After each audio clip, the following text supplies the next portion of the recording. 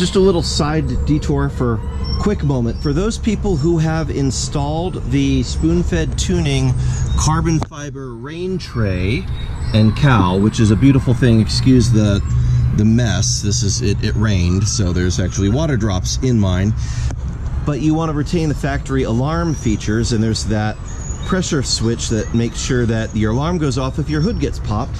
Here's what you do. You just move the bracket to right here. It will bolt on to the back of your fan control unit very nicely. It's the perfect height to do its thing and actually connect with the hood as it is supposed to.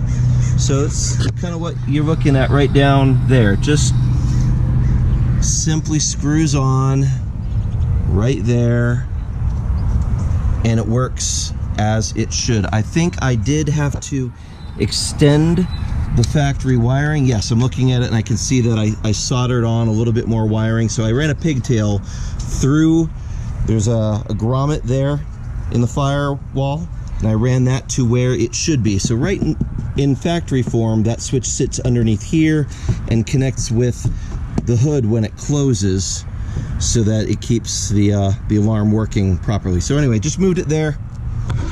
So if you're thinking about doing the spoon fed thing and you're wondering about that, that's a great place for it.